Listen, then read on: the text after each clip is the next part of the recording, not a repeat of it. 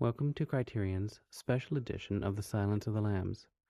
On this track, you will hear commentary by director Jonathan Demme, actors Jodie Foster and Anthony Hopkins, screenwriter Ted Talley, and John Douglas of the FBI.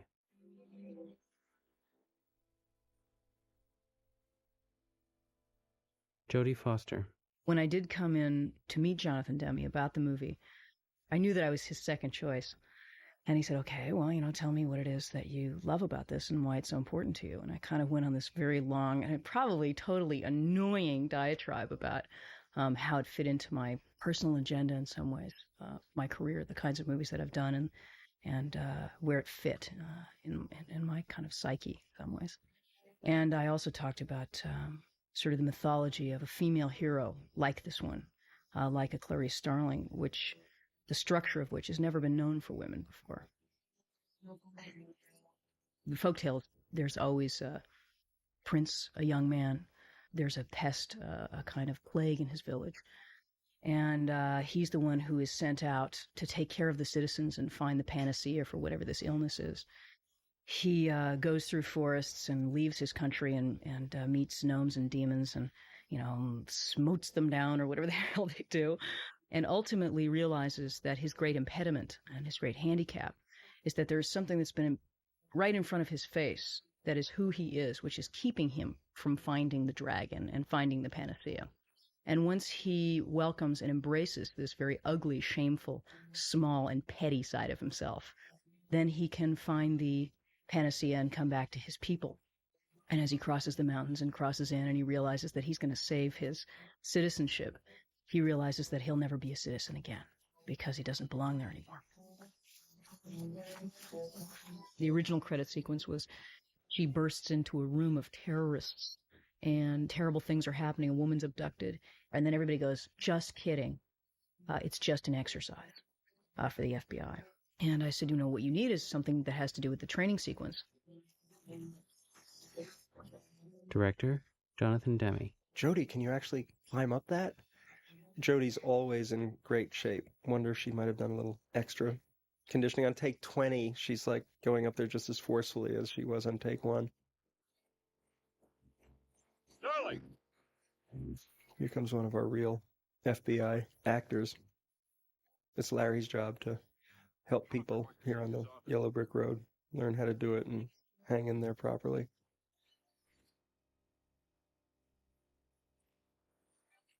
That little funny sign there is not set dressing. That's what the FBI has tacked to the tree there. I thought it was very important to go to Quantico and really see what that was like and who these young people were. Basically, what I did was sort of learn how to shoot and learn about fingerprinting and autopsies, and I certainly took John Douglas's class about serial killers and their motives and their pattern. There are people who really, in the heart of them, want this world to be better and want it to be safer. And they feel like they want to be a part of the solution and not a part of the problem. And that's really honorable, because I feel that way about my work, too. I actually have a service personality. And, I'm one of those people who, always made my bed when I was in school. And I always got straight A's. And I always show up on time. And if I'm not on time, I break out in hives. And I have to be on time to work. And so I kind of have a service mentality, too. And so does Clarice. FBI agent John Douglas.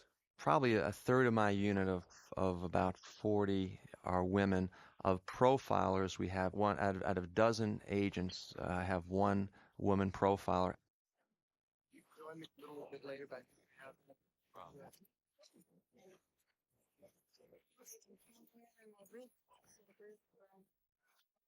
Jonathan Demme. I find myself much more interested in satisfying large numbers of other people than in amusing myself. What has great potential for this film is Tom Harris's book, Tom Harris's story, his characters, and we don't need some director coming in here and making it his own. We need slavish loyalty to the text. And as a great fan of the book, as I was, it was easy for me to translate my ardor for the book into my work.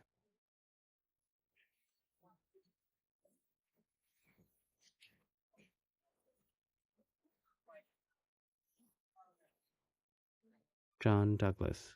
Serial killer is someone who will kill, and there's a cooling off period in between each of the kills. And the cooling off period can last hours, it can last days, for that matter, it can last years. And the reason for this is they're able to go for such long periods of time is that they picked up trophies and souvenirs belonging to the victim. That may include body parts, that may include clothing, it may include jewelry. So in between each of the kills, what they will do in their fantasy, in their world of fantasy, is that they'll pull out these articles and relive the previous homicide. Your instructors tell me you're doing well. Top quarter of your class. I hope so. They haven't posted any grades yet. Jobs come up, and I thought about you. Not a job, really, more of an interesting errand. When we profile a case, we spread the victim's photographs on the wall, which she's about to see. We show the autopsy photographs. Her background is from the University of Virginia. She should be used to seeing some of this stuff, but again, she's coming from the academic environment, and she's really going to get down with the dirt now, and so it's quite a shock to her. When you graduate, you want to come to work for me in behavioral science. Yes, very much, sir. Very much. I don't think Scott himself is anything like John Douglas. John Douglas is very athletic, very handsome, very tall, lean guy. He used to be an ace SWAT guy, sniper squad. So he is an incredible shot. That's basically his background in Detroit, which is a pretty heavy place to come from. And yet he has dimples, and he's just like light and funny and gentle, and you can't believe that this is what he does for a living. I don't expect him to talk to you. But I have to be able to say we tried. I think Clarice Starling is probably my favorite character that I've ever played, if I was to know her. She's somebody that I really admire and have a lot of respect for. She's probably the least flashy character I've ever played. She's somebody who speaks very carefully, who's very moral and very grounded, who, as I say, has kind of a service personality. And that control masks this very delicate, probing, microscopic eye. She sees every detail in the room. She sees the wedding ring on the guy's finger. She sees everything. She speaks in this kind of clipped and sort of hushed way, revealing a slight accent from her origins. But she feels like she's risen above that. I think she's very afraid of being the victim of anything. Dr. Chilton at the asylum will go over all the physical procedures used with him. Do not deviate from them for any reason whatsoever. And you're to tell him nothing personal, Starling. Believe me, you don't want Hannibal Lecter inside your head. The thing that's interesting about Crawford is that he says to Clarice, you don't want him in your head, but he sets her up completely to do exactly that, and he knows very well that that's what's going to happen. And it's what he dares not do with Lecter, but he sends the young female rookie in to basically be used by him, because it's a place that he doesn't dare to go. A lot of detectives here, but I must say I can't ever remember one as attractive. I think there's something very important about having a woman hero who's a true woman hero in the most archetypal sense of the word, and yet doesn't have to clothe herself in men's clothing. She's not 6'2". She doesn't kill the dragon by being mightier. She actually does it because of her instinct, because of her brain, and because somehow she's seen something, a detail that other people have missed. And that's a real side of female heroism that should be applauded and should be respected. Very clever, isn't he, using you? What do you mean, sir? Pretty young woman to turn him on.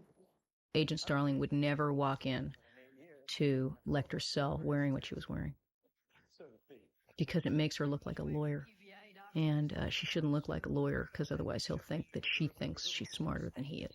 Jonathan Demme. In the book, Clarice's descent down into the depths to meet Dr. Lecter is presented as an absolutely terrifying journey, almost surreally so.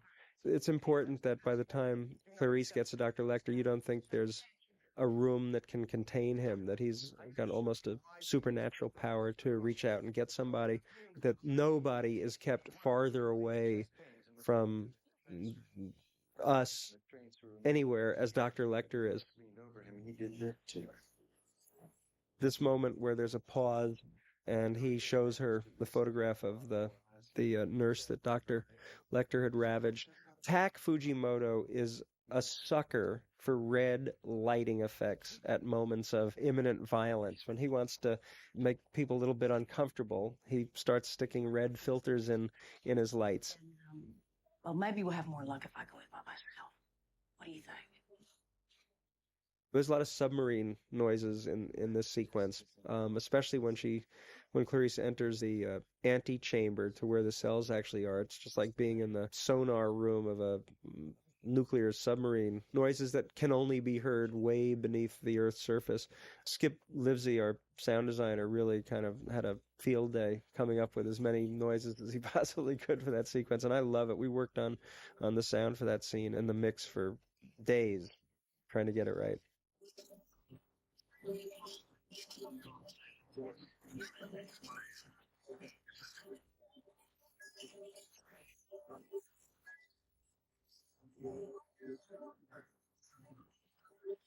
Hi, I'm Barney. He told you. I'm Barney. Clarice, darling. Nice to meet you, Clarice. You can hang your coat up here if you like. Oh, thank you. I will. He's past the others. The last cell. You keep to the right. Anthony Hopkins. Jonathan Demme asked me this. Yeah, how would I see the first scene? He is a remarkable director and a very nice man to work with, and is very open and flexible and has no ego problem about ideas that you may suggest. Jonathan, how would you like to be seen? How would you like to be lying on bed or sitting on a chair, writing or drawing or reading? I'd like to be seen standing upright at attention in the middle of the cell. And he took that in for a moment. He said, okay, well, let's have a look at it. And they did a camera rehearsal on camera. And he had a video monitor there, which you could see. And his reaction was one of, yeah.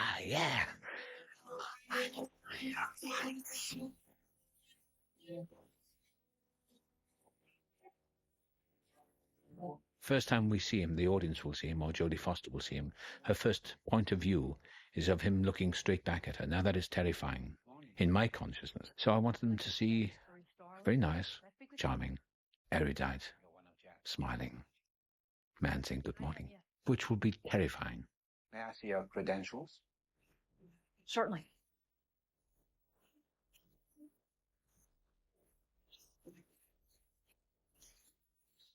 Closer, please.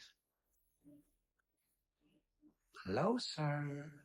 When I came up with the sound of his voice, I didn't try to localize it or become so accurate with it, because once you start doing that, it becomes about the voice and about the acting and about the accent.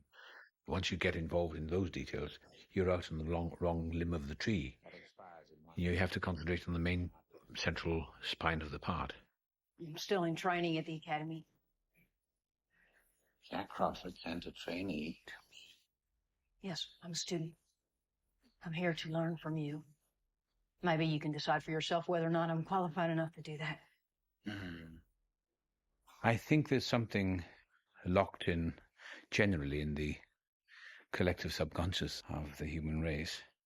An excitement, a fascination with the dark side of ourselves, the shadowy interior of ourselves. The whole of human history has been a mystery. I mean, our propensity for violence, our propensity for destruction, and our potential for good is also a peculiar puzzle. Nobody's ever been able to figure out what makes us tick. I myself planner.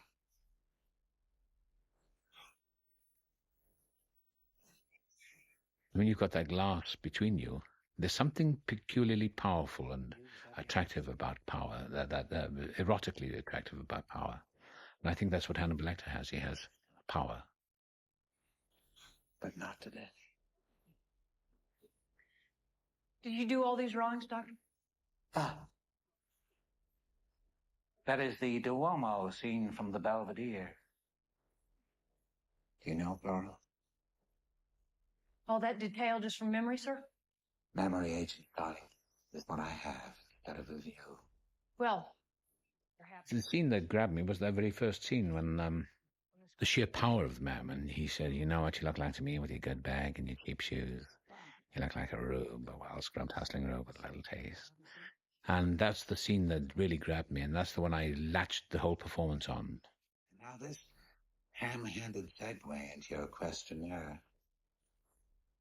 It won't do. I'm only asking you to look at this, Doctor. Either you will or you won't. Yeah. Jack Crawford must be very busy indeed if he is recruiting help from the student body. Busy hunting that new one, Buffalo Bill. What a naughty boy he is. Early on in the casting process, I felt convinced that Anthony Hopkins would be the best Dr. Lecter imaginable, especially coming off of his performance as the kindly doctor in Elephant Man. Dr. Lecter, in addition to having to obviously radiate tremendous brilliance, and Hopkins certainly does that. You take one look at his face and you're convinced this is a person of superior intelligence. Also, I thought Dr. Lecter should radiate tremendous humanity. Sort of trophies from their victims. I didn't. No. No, you ate yours. You send that through now. And it was a great moment in the read-through where Hopkins gave the first big speech to Clarice. When Tony finished that speech, in this moment of silence that followed it, Kenny Utt, our brilliant producer, went, "Yeah."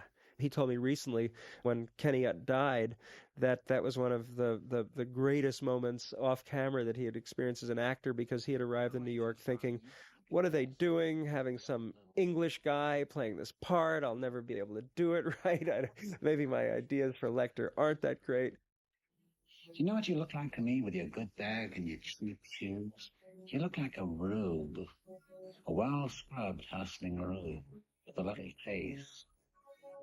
Good nutrition's given you some length of bone, but you're not more than one generation from poor Wyatt Clare. Are you, Agent Starling? The best moment for me in this film was when Jodie Foster does that reaction after that speech when I say, you know what you look like to me, a good bag and your cheap shoes, right up all the way to the FBI. Is her look. All those tedious, sticky fumbling with the backseats of cars while you could only dream of getting that destroyed look when you see about 5 different thoughts going through her face as she tries to sort of maintain her dignity, and yet she's on the point of tears because he's so destroyed. I think that's a great piece of acting, that Jodie's performance there. What about it? Why don't you look at yourself and write down what you see? I am as in the dark today as I was when I first saw Anthony Hopkins unexpectedly make this amazing kind of slurping, kissing, whatever sound that is he makes when he describes his meal there. I ate his liver with some fava beans and a nice Chianti. I remember seeing Dracula when I was a kid.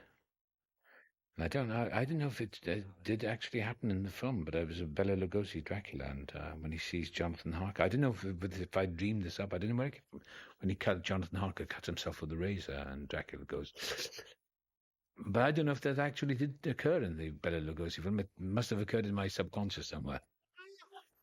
I bit my wrist, so I think alive.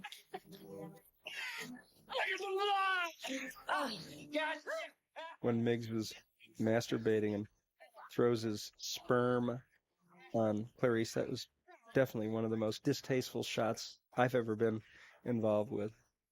I would not have had that happen to you this good. It was unspeakably ugly to me. Then do this test for me. No, but I will make you happy. I'll give you a chance for what you love most. What is that, Doc? Advanced. It was absolutely intense right off the bat.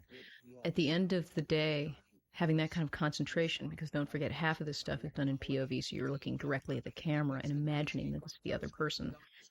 All of the gestures are so minute. We shot in a very specific kind of stock with very low stops. I guess it's low stops. So that even if you had an inch forward of your mark, have your head an inch forward, you'd go out of focus.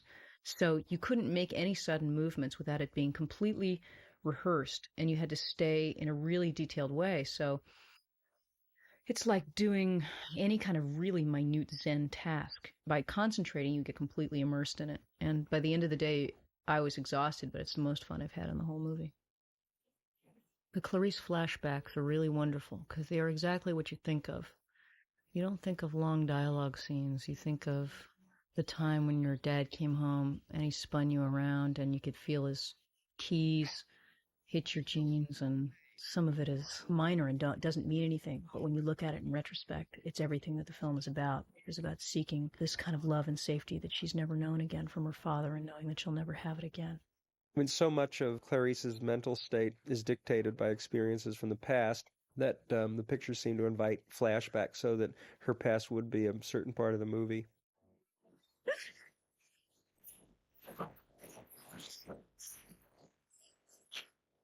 John Douglas. With Jodie Foster in Silence of the Lambs, she too came down into the unit and spent time with myself in my office.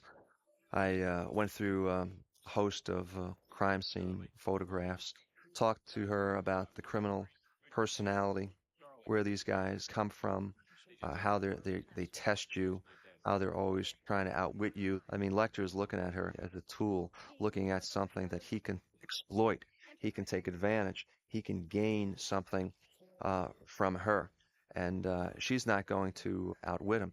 What was unusual in that movie was having the female there, going into the penitentiary alone as a female FBI agent. And some of the things that she did as an FBI agent, whether female or male, we would never have done. The scenes where she goes to that garage at nighttime and she's crawling underneath that garage door that is stuck, and that is something you don't do. Dad. How? The orderly heard Lecter whispering to him all afternoon and Miggs crying. They found him at bed check. He'd swallowed his own tongue.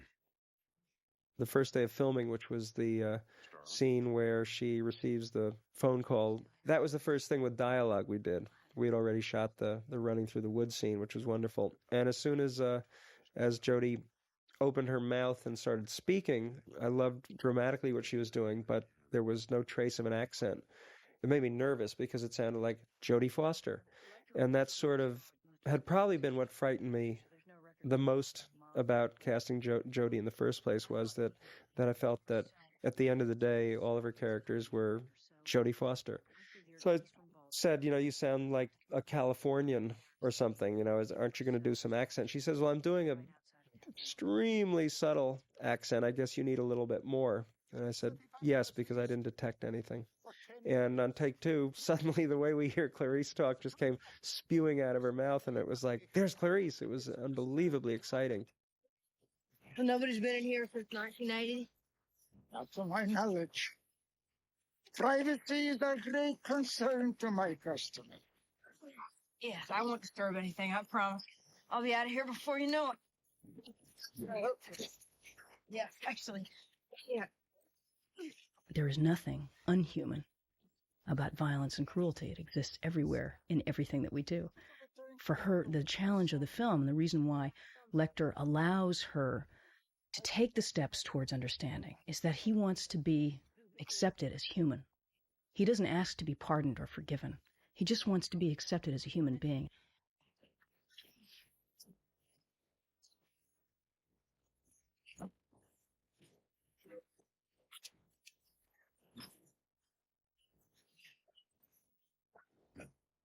Jonathan Demme. In a movie that contains numerous encounters of authentic terror and even violence, this is a sequence which needed to deliver a certain kind of tense impact without anything really happening. After all, it's just a young woman barging into a garage in search of something she knows not what. And it was important to try to create a tension that on the one hand would be very effective, and on the other hand wouldn't feel like a big kind of tease afterwards. Oh, if this door should fall down or anything else, this is the number for our Baltimore field office. Now, they know that you're with me. You call them if anything should happen. Yeah.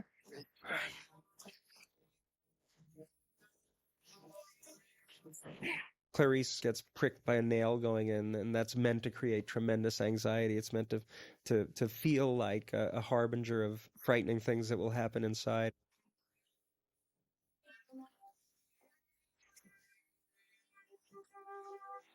Christy Zier went nuts in a wonderful way, I think, in creating an environment in here that would be frightening as well. There's naked dummies in there, which are obviously meant to put us in mind of corpses and people who have been abused.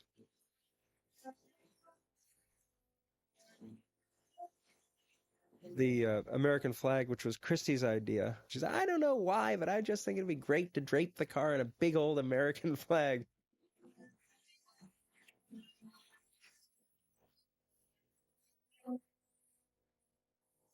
What I took from that was that this country has a terrible motherlode of violence at its heart, along with other loftier things. And that maybe this was a way of not that would be useful necessarily to the audience, or not that they're meant to do it, but I enjoyed making a correlation between the American flag, America, and a search for the heart of violence.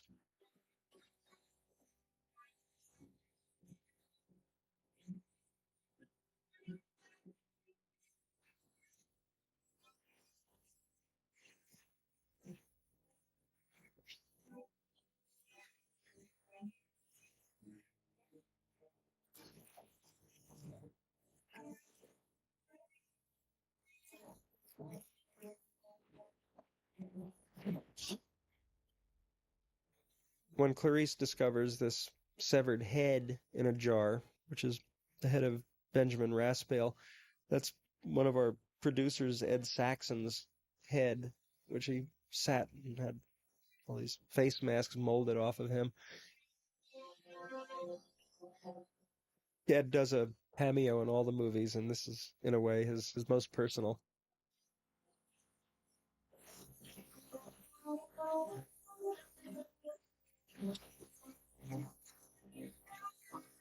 I love the character of Barney, and I love Frankie Faison, the actor who plays him. There were more Barney scenes, which, for matters of pacing, got cut out. But I loved Barney's relationship with Dr. Lecter, that he had a kind of respect for Dr. Lecter, and that Dr. Lecter, which we still have in there, has an appreciation of Barney. That garage?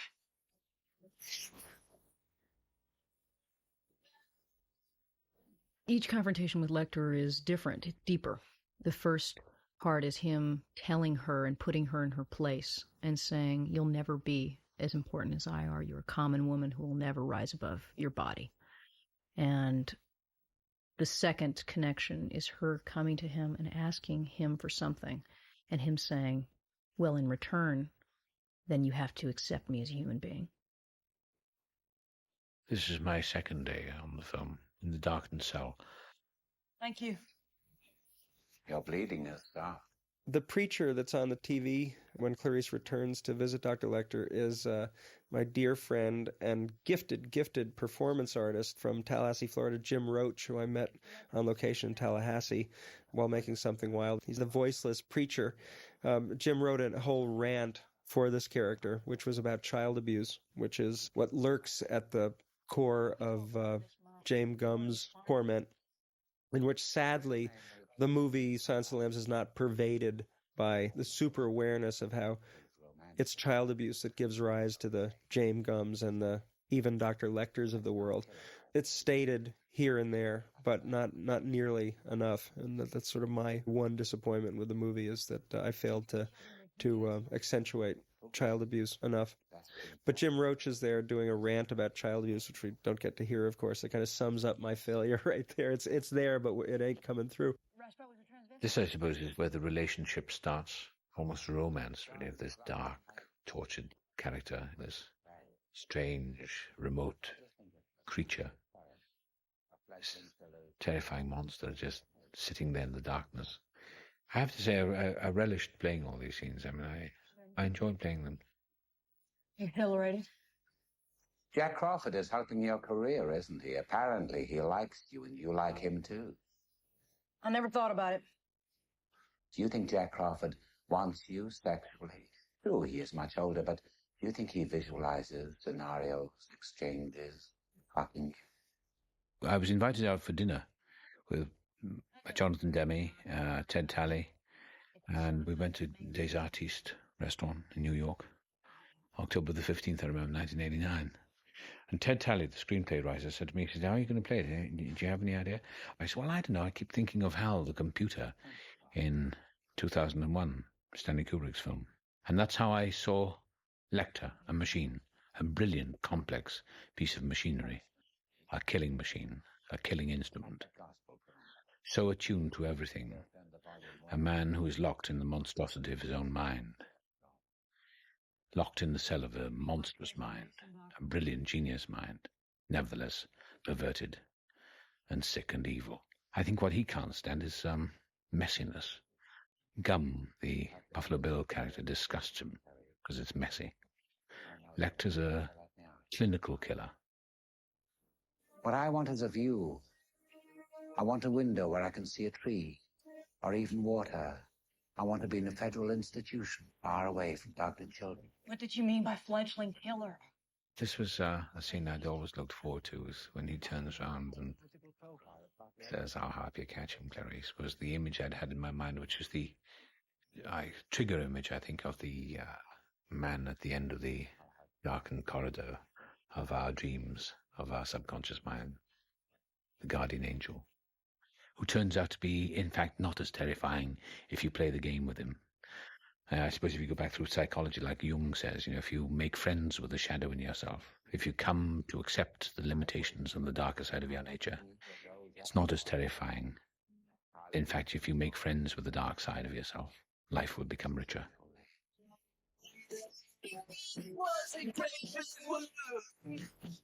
FBI agent John Douglas. The driving force of a serial killer is to manipulate, dominate, and control a victim, because in their mind, in their lifetime, they have been manipulated, dominated, and controlled. And now, for the first time in their life, they are in control. They are the executioner. They can push the button. They can pull the switch and decide whether or not this person will live or die. It was the torturing. It was the hunt. It was being that predatory animal, looking for the victim and being prepared with a murder kit in their vehicle. And today, the vehicle of choice is the van. So when they grab the victim and tie him to eye bolt in the van, and they insulate the interior of the van, they can keep these victims for hours, and all the screams from inside the van will not be heard. Buffalo Bill is a composite of 3 killers. Ted Bundy, like Buffalo Bill, had a cast on his arm. Ted Bundy used to wait outside libraries with a bunch of books under his arm. As soon as the right victim came along, he would drop these books. The Good Samaritan female would come over. He was a good-looking guy, would help pick up the books, and then he would get them to help bring the books over to his VW, his Volkswagen Bug. So then he'd get her to crank up the engine. And once he got her in the car, she was in his web. And then he would smack her in the head with a cast, force her down onto the passenger side of the car, cuff her, and drive her off. The other aspect is Gary Heidnik in Philadelphia. Gary Heidnik would go on the hunt, pick up women, and what he did is he had a pit, like in The Silence of the Lambs, in his cellar. The only difference with Gary Heidnik is he filled the pit up with water, and he put 3 women in there at once.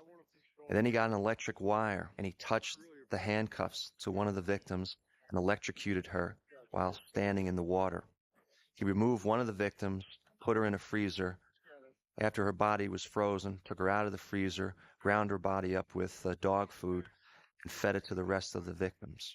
The third part is Ed Gein in Plainfield, Wisconsin, a population of 300 people. After his mother died, he tried to replace his mother by digging up the graves of elderly women and also killing 2 other elderly women. And what he did with these women after he killed them would take them back to his pig farm, peel off their faces, would preserve the skin and making it supple by putting oil on the skin, and then he would wear these faces and stand in front of mirrors and bounce his image in the reflection, and also put on bodysuits with the breast of these victims. And then also he was into transvesticism. He would put on wigs and jewelry. And so that is the composite. Buffalo Bill alone, there's no such animal. Buffalo Bill is 3 killers rolled into one. My attitude towards the FBI both changed tremendously and didn't change at all. I have tended to feel for a long time that the FBI has the ability to destroy lives and to undermine great work, as it did with Dr. Martin Luther King and various other people. However, when it came time to research this movie, to go down and meet the guys that work in the behavioral sciences unit, to discover what exceptional people they are and how they're really at the cutting edge of the whole effort to not only apprehend serial killers, but even to dig deeper into societal reasons and personal reasons that give rise to serial killers. You realize that these are very, very heroic, tremendously important people, because despair and abuse is so prevalent in our society that is giving rise to human beings who wind up behaving in the kind of ways that our fictional character James Gumb and the real people who are called serial killers behave. Then he shoots them, skins them, and dumps them. Each body in a different river. Water leaves us no trace evidence of any kind. This is a beautiful scene because as she's looking at the autopsy reports, Scott Glenn's character Crawford has to scream the details because they're stuck in a little tiny airplane. And it's really a strange thing to hear horrible, sadistic details screamed at the top of your lungs. Where the girls were abducted, ours where their bodies were found. New one today washed up here, Elk River, West Virginia. John Douglas. We have to be different than the psychologists and psychiatrists. We must first study the crime scene photographs, the autopsy protocol. We must study the victims of these crimes, so that when we conduct these interviews, what usually happens is that the subjects will test you to see whether or not you really studied their case. They will admit to certain things about the crimes, but other information they'll hold back. In their own ethnic groups. He's not a drifter. He's got his own house somewhere, not an apartment. Why? What he does with them takes privacy. I didn't feel like I needed to view or listen to some of the stuff they have down in behavioral sciences. I'm appalled enough at the phenomena that I didn't feel like I needed any extra ingredients. My mission was to educate the best way I could. Jodie Foster, Scott Glenn, Ted Levine, who's Buffalo Bill, but particularly Scott Glenn, because he was going to portray me. Initially, he was very liberal. He was against the death penalty. He just drove me up the wall. And then I let him listen to a tape of two killers in Los Angeles, Bittaker and Norris, whose goal was to pick up a teenager for every year, starting at 13, and torture them for hours and make audio tapes of the kill and play back the audio tapes of their screaming and their yelling and their begging to be killed, to take them out of their misery. So I turned this tape on, and he listened to 1 minute of this tape, and he had tears in his eyes.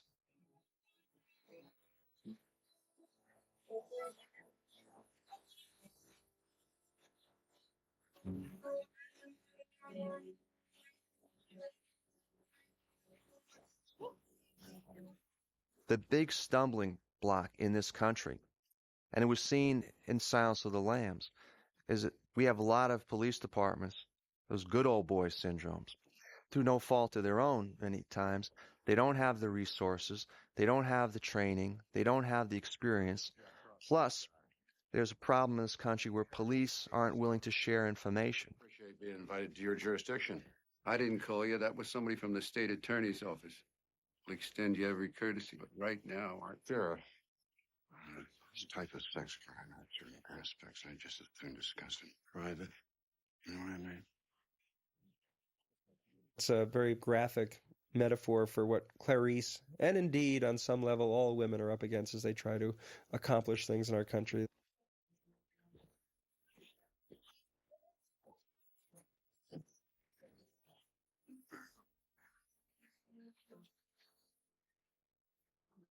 So I enjoy all these jerky guys staring at Clarice and how she kind of handles it so well.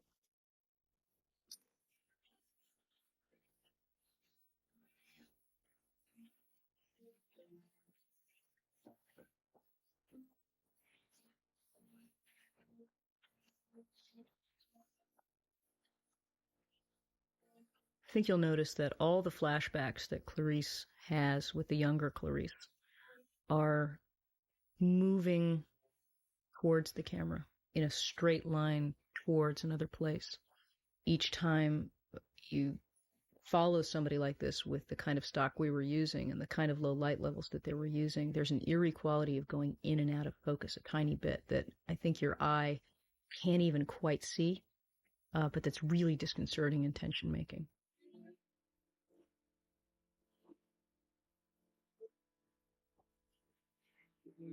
I love the funeral home scene. I love the imagery of, in fact, her mind is going to the coffin. I love the little girl that plays a young Clarice, who really doesn't look anything like Jodie Foster. She does have just a very special look, and I thought it was much more important to try to capture a kind of a Jodie Foster Clarice feeling from the little girl than to find some look-alike. Fetch Dr. Akins from the chapel. Darling, we're back here. Tell Lamar to come on when he's finished playing his music. Yeah, we'll be setting up. This is another scene that I'm really extremely fond of. A six-way link-up. Chicago, Detroit. This is always an interesting point about Clarice, which I like a lot, is in a room full of big, strapping West Virginia lawmen who are standing around drinking coffee and eating donuts over a corpse. She puts on her heaviest West Virginia accent for the only time in the movie to tell it's sort of morally not a good thing to be around the body, and that this girl would have wished that maybe they could have stepped out. And of course, Crawford is eternally proud of her being manipulative. Once again, there's Jodie surrounded by a bunch of guys who, look at her like, how dare you even speak, much less tell us what to do. Okay, good.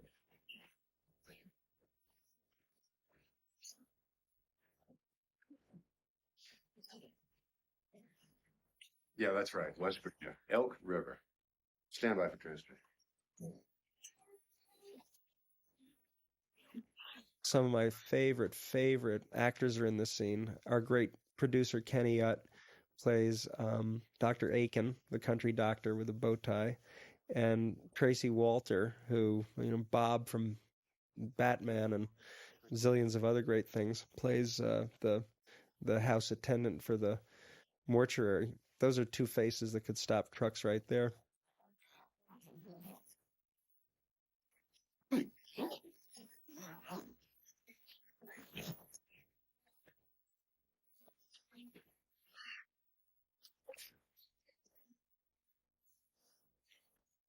This is, I think, the moment where Clarice really changes in the movie. She starts out as one woman, and after this scene, she's somebody totally different. Bill.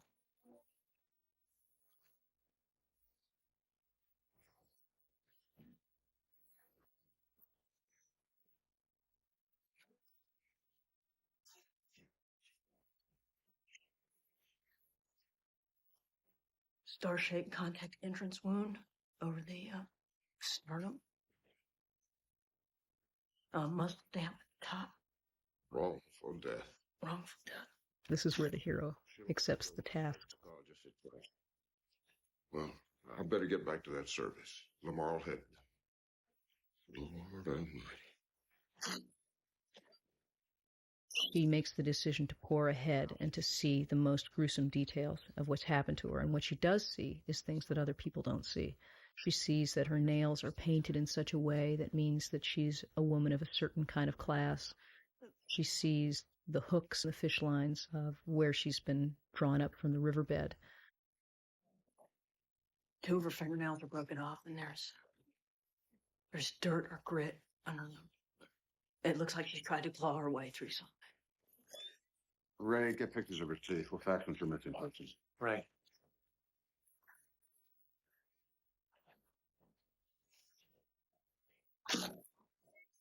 So rather than recoiling from death, even though it upsets her, she goes further into it to find out what she needs to know. And from then on, she's completely changed and totally obsessed with finding the killer that's killed this woman. She's got something in her throat. When a body comes out of the water, lots of times there's like leaves and things in the mouth.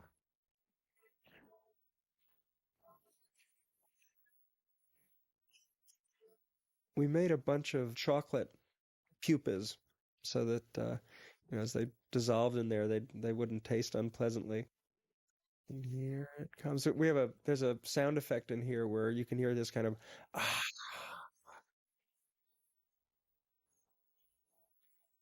would have been a lot of gas building up inside a body plugged up like that, and presumably when you remove the cork, the pupa, there would be a release of air. And I also like the kind of I guess slightly morbid but nevertheless poetry of this sigh coming out of the corpse now that it's been relieved of the obstruction. It'll be easier to print when we turn her over. Lamar, will you give me a hand with it? Yes, I will.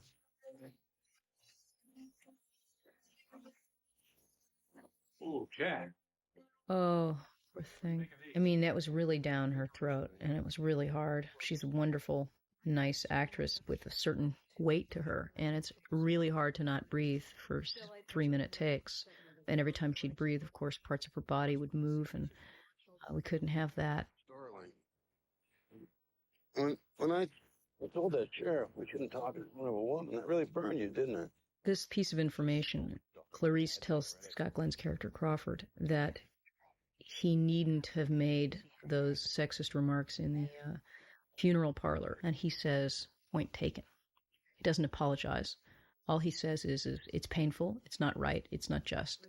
But ultimately, you're serving the FBI, you're not serving yourself. Demme really fought to keep it in because it's really a piece of information that you really don't ever need to know. And if you cut it out, you'd never miss it.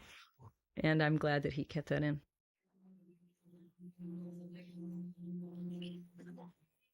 Shortly after becoming involved in the project, I called Thomas Harris. I was hoping that he would be willing to come in and take a look at it and give me the advantage of his toughest criticism of the film, because I felt that, again, I was tremendously important to make this as purely, essentially Tom Harris's work as possible on screen.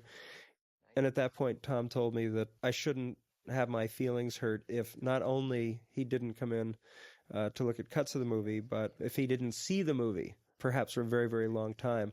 And he explained that he was concerned about having characters stolen from him creatively by the actors who might wind up portraying the characters. And he uses a reference point how John le Carré, after seeing Alec Guinness and Tinker Tailor Soldier Spy, could no longer write the character of Smiley because now Smiley belonged to Alec Guinness. Maybe. Boy, he's a freak sucker. That's Paul Lazar, the one who flirts with Clarice, and Dan Butler as the other guy.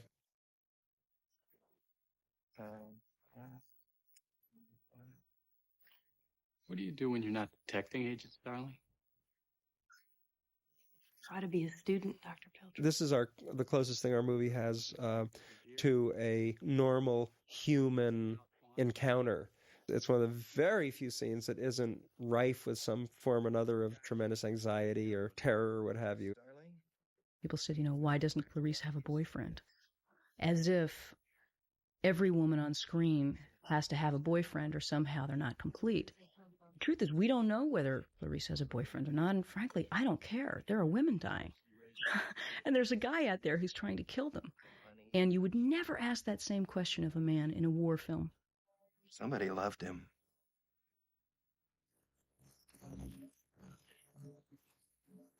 Gosh, we spent a lot of time trying to figure out how to portray James Gumb in an effort to make manifest the masculine side that he's trying to escape from by turning himself into a woman. We put on the set a lot of Polaroids of James Gumb posing with topless strippers.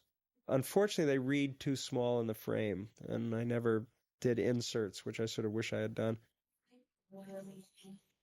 As the camera moves by him there, I wonder sometimes if audiences notice that he's naked in a movie about skin. I thought that was a good idea. Someone or other, and I don't know if this was in the book or in the script or somebody's idea, that song by the French nun, dun, dun, dun, dun, dun, dun, dun, dun, dun, dun, dun, should be what James Gumb was listening to. And we had that on the temp track for a long time, but at a certain point it seemed a little too quirky. I'm Gene Castle with Sports. And I'm Tim Langhorne. Our top story for this morning.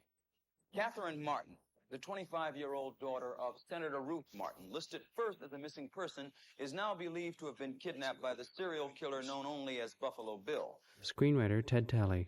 I knew the author of the novel, Thomas Harris, slightly. He was a client of my wife's in an art gallery where she worked in Manhattan. So I knew Tom socially. I knew that Tom had spent 5 years writing this novel and had done very extensive research, including behavioral science unit, the FBI. He's friendly with a lot of the people in Quantico. My wife said, well, find out if somebody's already assigned to the screenplay. And I followed up through my agent, and it turned out that there was no screenwriter yet. So I sort of applied for the job and eventually got it. Now to the person who's holding my daughter. Catherine is very gentle and kind. Talk to her and you'll see. Orion Pictures had optioned the book for Gene Hackman, who wanted to direct it. And he also thought that he might want to act in it, but he wasn't sure if he wanted to play Lecter or possibly pull back a bit and play the FBI guy, Crawford. And I think he just, I don't know whether it was that he didn't want to direct at all or he just got alarmed by this material. But at any rate, he dropped out without ever seeing the screenplay. I think he was worried that it was too dark picture. He had just done a couple of movies like Mississippi Burning. And then I got a call from Mike Medavoy, which astonished me because I couldn't imagine the idea of the head of a studio calling a screenwriter directly. And I went ahead and finished the screenplay, and I got another call from him. And he said, I'm thinking of giving this project to Jonathan Demme. What do you think? And he said to me, I think this picture needs him, and I think he needs it. I told you to just a routine follow-up on the Rathbell He case. is my patient. I have rights. I understand that. Look, I am not just some turnkey, Miss Darling. Yeah, I don't know, quite honestly, how I came up with the creation of Hannibal Lecter. They started down in Washington, and meanwhile I was up in Utah doing this movie with Michael Cimino, The Desperate Hours. The 2nd of December, 1989, I was down in Provo. I'd finished the film, finished midday, dead on 1 o'clock. I packed my bags and took off and decided to go south. I had no idea which way I was going. I just wanted this long journey. That's all, though. 1 week of the year, you get to leave the hospital and go here. Plum Island. Every day of that week, you may walk on the beach. You may swim in the ocean. In each motel or hotel where I was staying on my journey, I was thinking about Lecter. I was learning the part, going through it, sifting through it, thinking about it, getting images of the guy, images of the film, and then go to bed, sleep, and the next morning I wake up, and then maybe the 2 days later I'd have a look at the script again, and suddenly some new ideas, not even ideas, but some texture, some feeling about the character would become more profound, more, potent or more palpable. Plum Island Animal Disease Research Center. Sounds charming. I was just so glad to be back in America and driving this vast continent. And it fills me up in some way. I get a great pleasure and I get a great fulfillment from it. And by the time I reached Pittsburgh, Hannibal Lecter was ready to start work, I guess. Not about this case, though. About yourself. Quid pro quo. Yes or no? I remember when we were doing, I think it was the third interrogation scene in that very cell. Came up with the idea, he said, I think we ought to do something slightly different. I said, maybe you should be sitting somewhere on the bed and not facing her at all. That's what Jonathan is good at, and I think that's what directors are. The really best directors are the ones who know how to tap into an actor's resources. One night he surprised 2 burglars coming out of the back of the drugstore. They shot him. At that point, when you ask her about her father, he said, look away from her. I said, can you do that? I said, yeah. She just look back into the cell, but not at her. And it had the most odd effect on me and in the film, I think, because when he asks about her father, he looks away as if her pain is too much for him. And his own pain, his own past, his own monstrous past of his own abuse, because he's been an abused person. Quid pro quo, Doctor. That's a very complicated psychological profile for a character, which is really difficult to relate, I think, in a 2-hour movie in which he virtually is only in a quarter of the film, not even a quarter of the film. What else? She had an object deliberately inserted into her throat. Now, that hasn't been made public yet. We don't know what it means. Is it a butterfly? Yeah, a moth. I think the wonderful thing about the Clarice-Lecter relationship is that once she accepts him as human, she also tells him that there are boundaries and that those boundaries are to be respected in some ways. He sees himself as her mentor, and she allows him to see himself as her mentor because that's how she's going to get what she wants, which is the information in order to track down Buffalo Bill. The truth is that it's quite beautiful, quite intimate, respectful relationship. So close to the way you're going to catch him. Do you realize that? No, tell me why.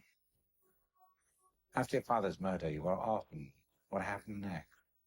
I had an image of him sitting in an oak-panelled office in an old building in Baltimore, in his psychiatric office, in black suit, white shirt, dark red tie, sleek back hair, and very charming, and listening to his patients.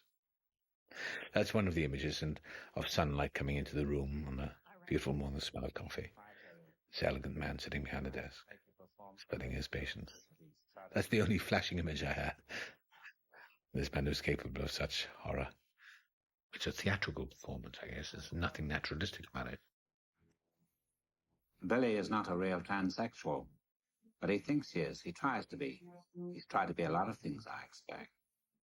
In all our movies, Tack and I always try to never have a close-up that's the same as a close-up, either compositionally or size-wise, in any other sequence in the movie. I mean, you can see so many pictures where there's a certain close-up size, where now that's time for the close-ups, and there it is. It's framed exactly the same way, and it's the head's the same size in it. Even as in life, every encounter feels differently, and is perceived visually differently, inevitably. Should be the same way in movies, we think. Systematic abuse. Billy thinks his own identity is he thinks that makes him a transsexual. His pathology is 1,000 times more savage. Terrible. It rubs the lotion on its skin. It does this whenever it's told. Oh, God, here's another scene that I just think is so horrendous. That was, of all the scenes to film, the scene of Catherine in the bottom of the pit begging this guy for permission to go home was the hardest one to do. Okay.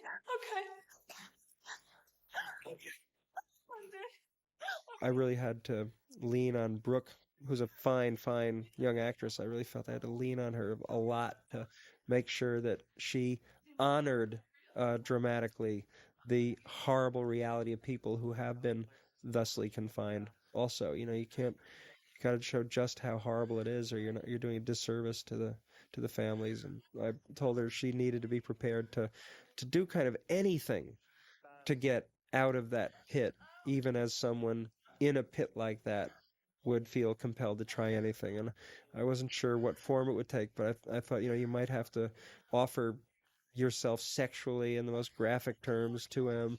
We've heard from the literature about this reduction to the infantile state and how grown-ups who are confined at a certain point become the child who is trapped in a room and wants to get home to their mommy in time for dinner. And I wanted to push that and make sure that we were being truthful with it. In Thomas Harris's book, and here in the movie we tried to get it, there's this idea of James Gumb being so fascinated by a real woman. Even under this moment of stress for him, he's still fantasizing about being that woman. You still think you're going to walk on some beach and see the birdies? No, I don't think so. I called Senator Ruth Martin. She never heard of any deal with you. I go for the physical mask of the part, because once you've got that mask on, you're free. You're free to do anything you want. And when I say mask, I mean it's a symbolic mask. It could be a pair of shoes you're wearing in the character. It could be a jacket. It could be, for example, in the case of Hannibal Lecter, the sleek back hair and the pale face. And the stillness, that's the mask. Identify Buffalo Bill by name. I don't have to worry about it. I don't have to think back into the character. The character's there. And I don't know how that works, and I don't analyze it anymore. It just works for me. It's the rocket fuel that delivers me into the other character. I'm not involved in it to the degree that I have to eat and sleep and dream it all the time. Though I must say with Hannibal Lecter, he did become a slight obsession. I mean, I did think about it a lot. And I have a few conditions of my own. Clean him up and get him ready to go. There's always the awareness that this is a big, important scene that has to deliver. I've got a fixation about casting Roger Corman as the head of things. Yeah, I rolled the dice. I had to. Roger Corman as the head of the FBI. Paul Kremler's over here from Justice. That's Ron Water playing the guy from the Justice Department. This establishing shot is an example of every once in a while Tak Fujimoto just comes up with a way to get into a scene. In the script, it probably said establishing shot, Memphis Airport. There's the El Greco. I should go to this point. I did this outrageous thing of El Greco, paintings of El Greco, and Demme burst out laughing. He said, "You're so outrageous, Hopkins." I wanted something which is peculiarly decadent. Screenwriter Ted Talley. And there's a scene in the book when they first bring him to Memphis here where the two policemen are actually running a metal detector over him. And when he gets to his mouth, it sets off the metal detector. And then one of them says, something's in his mouth, reach in there. And the other says, you reach in there. And they decide it's probably just his fillings, and they're going to leave it alone. I'm sort of pained by the camp fun that Lecter turned into. I mean, Lecter, who was this completely horrible character, became a sort of cuddly camp figure. You can really see how fighting AIDS has taken its toll on Ron Water. He looks so unbelievably healthy here. 3 years later, in Philadelphia, you can see he's lost a lot of weight, and certainly hasn't lost any of his dramatic skills, but he's aged a lot. Lecter is a literary construct to me. I never thought of him exactly as a real person in the way that I think of Clarice as a real person. Lecter is larger than life. He's like Professor Moriarty in the Sherlock Holmes stories. On the other hand, Lecter is witty. We weren't that surprised when the audience reacted to Lecter with a strange kind of affection, even. The idea of this completely insane and even cannibalistic psychiatrist, it just as a kind of literary joke, is a very witty construction. Everybody's kind of naive fears of psychiatry play into that. A movie about two serial killers, first of all, seems so ridiculously lurid and hokey. It just doesn't seem like it could possibly be made to work. I think that in terms of Hollywood, serial killers are really a tacky, overdone crutch, thematically. I know Jonathan's first reaction when he was sent this novel was, serial killer? Oh, forget it. No. We're interested in serial killers because they seem more diabolical and more clever and more unpredictable than other killers. Evil is fascinating in movies, But it's strange to see Tony Hopkins, an insane serial-killing cannibal, become sort of the mascot of college kids at their beer parties and, women saying he's so sexy. Interviews. The last thing you ever expect to happen is for a movie to become a cultural phenomenon, to sort of pass into the zeitgeist of the country. It's tapped it in some way that it didn't know it was going to. He is unadulteratedly evil. We never wanted to pretend otherwise. But he has a fascination because you don't know what he's going to do next. He's fun to watch for that reason. And because he is witty. And Tony Hopkins is a sexy actor. Oh, and Senator, just one more thing. Love you, dude. Jonathan Demme. Lecter never struck me, either in the book or in the script, as being sexy because his activities are so repellent. that I just can't imagine eroticism being part of the same kit and caboodle that features cannibalism and the most gruesome kind of dismemberment. I must admit that when we were filming, and even to this very day, Tony takes a certain pleasure from suddenly baring his teeth and dive bombing some woman or other's neck. I have noticed that the women do what my wife does, which is to kind of bare her throat the way a deer does to a wolf and say, go ahead, go ahead. So I guess there is a certain eroticism that escapes me in Dr. Lecter's whole thing. And now for the hard part, apprehending the suspect. Excuse me, folks, I'm going to have to catch a flight. The officer, Charles Napier, who I've had the good fortune to have as a cast member in every single movie I've made since 1977. I became aware of Chuck through Russ Meyer's movies, where he was kind of a softcore porn superstar. And he's a great, I think, a fantastic actor and a wonderful guy. There's Charles Napier. He's a tremendously imposing, physically guy. He suggests substantial power. And he also, I think, has a richness of character that makes it hard to imagine him being easily overwhelmed.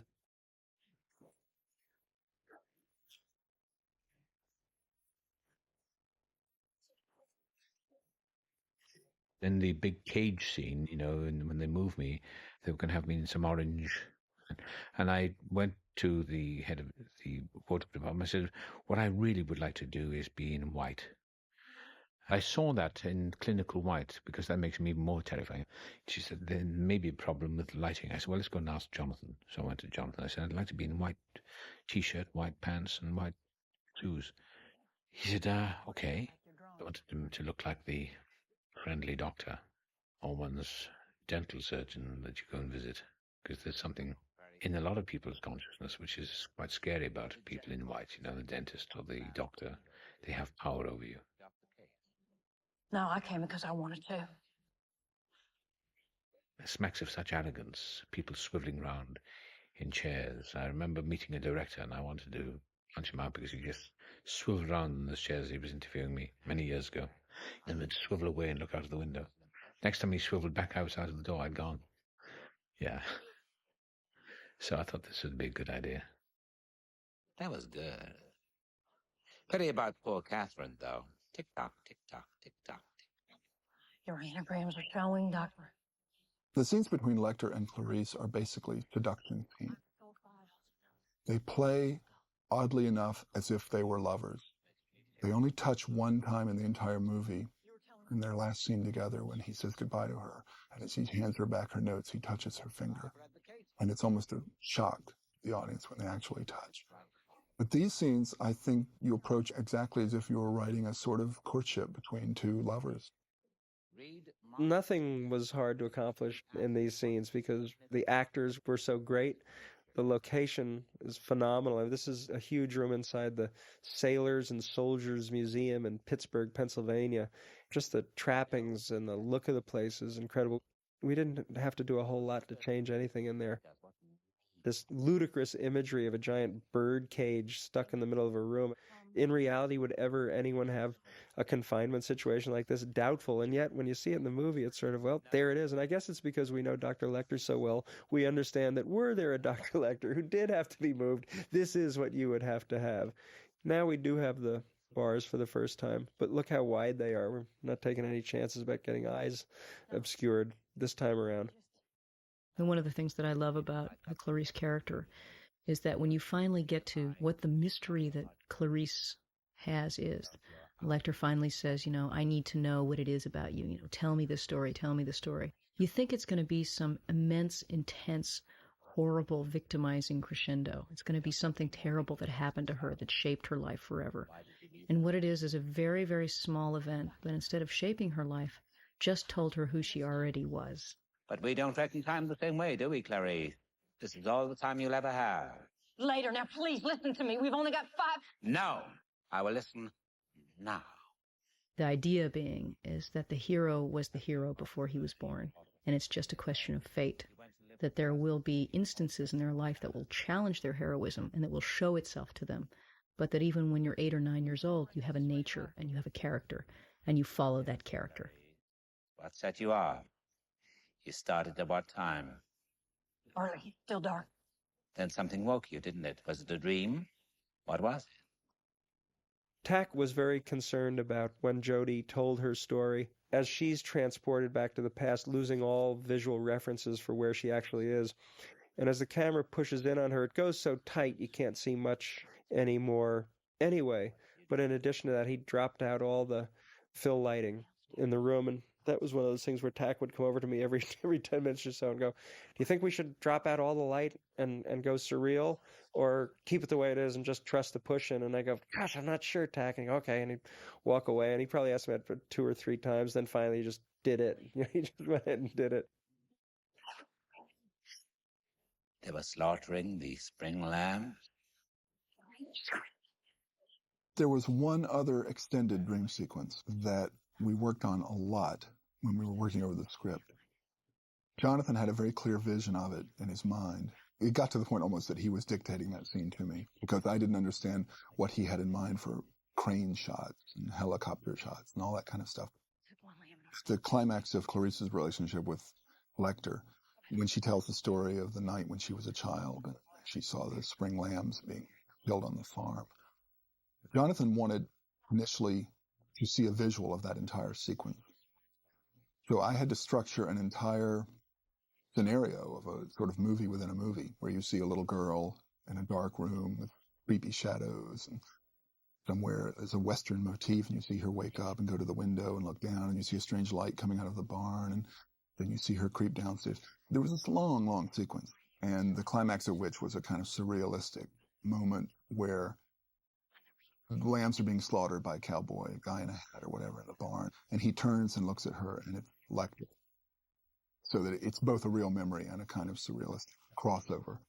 Wake up in the dark. It's easy while watching Jodie convey this story, it's easy to understand that the greatest shots in the world visualizing what she's talking about couldn't begin to match the power of her telling of it. How could you cut away from that face and go to a shot of a young actress in a big barn somewhere? It'd be preposterous. Thank you, Laurie. Tell me. These are 2 extraordinarily gifted thinkers engaged in a tremendously important conversation. At last, a mind came into his field that was worthy of verbal and mental intercourse. I don't know that sexual intercourse has any place in any of this. I mean, yes, he's a man, and yes, she's a woman. He's very handsome, and she's very beautiful, but so what? These are minds at work here. There's an eroticism in the thought process that transcends any kind of physical eroticism that might be possible between the 2.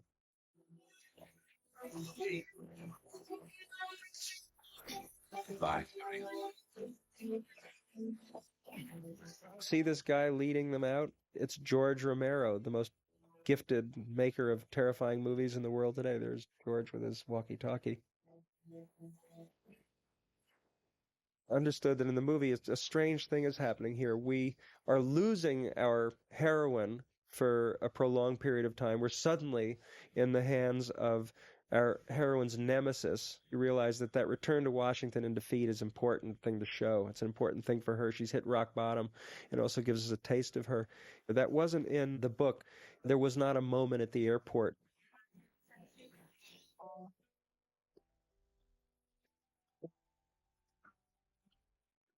There's something mechanistic about evil, something mundane, and somebody described being inside the Third Reich, inside Adolf Hitler's Germany, as something so cheap, so mundane, so prosaic, so camp, that it was like being in a piece of machinery. Hitler was an empty piece of machinery, like the ghost in the machine. Albert Speer describes him as that, and Albert Speer was his close associate. Described Hitler as a totally empty man, inert and dead. But as soon as he got onto that podium to speak, he aroused 80 million people to the most horrifying nightmare of the 20th century. There's something soulless about this kind of person. Except I think with Lecter there is something in there that's taking away, some atom of compassion, some atom of human affection and human love. And that's the thing about him, is that, like Iago in Othello or Richard III, you get a sense that if you could only get through to these monsters, that's what makes them fascinating, is that there is a core inside, and people will think, if I could only get into that core, I'd make him a better person. And I think that's the erotic power.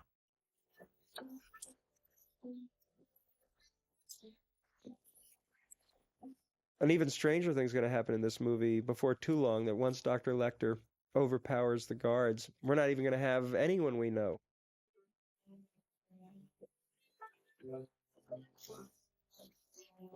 Hand me that list.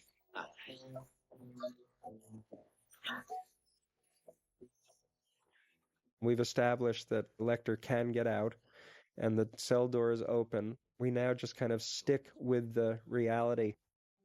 And I love panning up to Chuck Napier's face there and the little glimpse of the sketches of Clarice that Dr. Lecter was doing. Is he going to get him now? No. So he goes back and kind of tidies everything up. And I don't know about everybody else, but I'm going, oh my God, what's he going to do? A little glimpse of the Bon Appetit magazine that everybody laughs at, even though they're hopefully quite terrified. After all that passivity, Dr. Lecter is in action. We had a nice piece of rubber for Tony Hopkins to be biting on one end and for the other actor to be biting on so they could like shake their heads as though he had his cheek in his mouth. We do have a weird animal sound in there. This was so much easier to shoot than the girl trapped in the pit. Ultimately, this is all kind of just movie stuff, you know, men doing what they do best, damaging each other's bodies mercilessly and killing each other. Images of innocent people confined against their will with the threat of horrible things happening to them, pleading for release is just, to me, just devastating.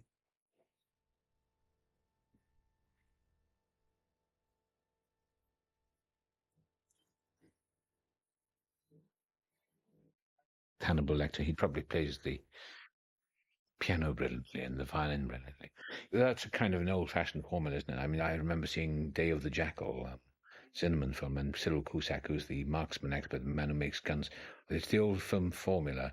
He's always pouring tea into beautiful porcelain or china cups. Would you like a nice cup of tea? It's the Beauty and the Beast formula again, you know.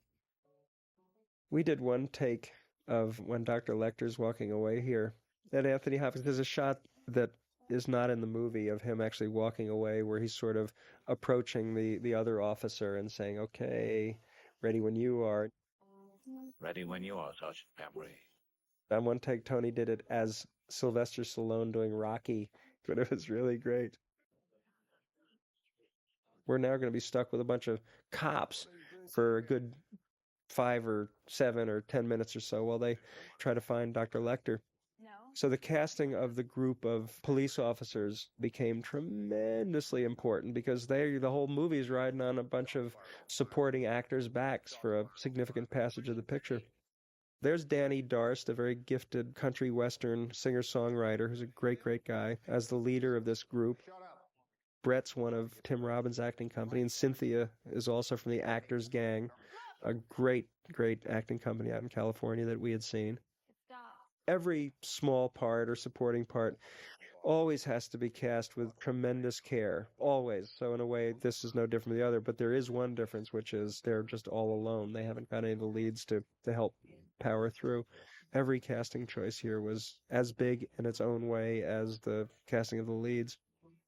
Generally, as far as the FBI was concerned, we had made the Top Gun of the FBI, which of course I had slightly mixed feelings about, because I have slightly mixed feelings about the FBI. FBI agent John Douglas. While one hand, there's an admiration of how they're able to dupe the police and dupe us.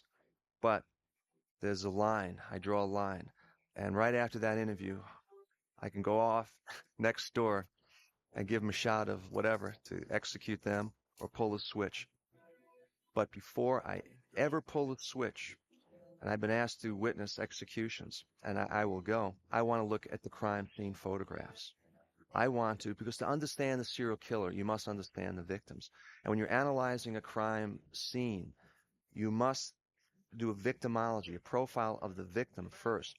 So when I'm looking at a pattern of wounds, I'm trying to learn what this victim was probably experiencing, what she probably heard from this killer, what she probably saw from this killer, what his face looked like when he was talking to her and torturing her, what she experienced at the time of death. So to witness an execution, I want to pull out those materials prior to going into the penitentiary to witness an execution, because I don't want to lose sight that the victims come first. And this guy, the killer, it may be unfortunate that the killer was the product of some type of abuse and had a bad life, but they cannot be really rehabilitated. What they have done cannot be accepted. I'm all for capital punishment. You just can't believe that there are people out there that just want to hurt other people. It's not just sex. It's just not to rape. It's to destroy their fellow man. And there's no feeling.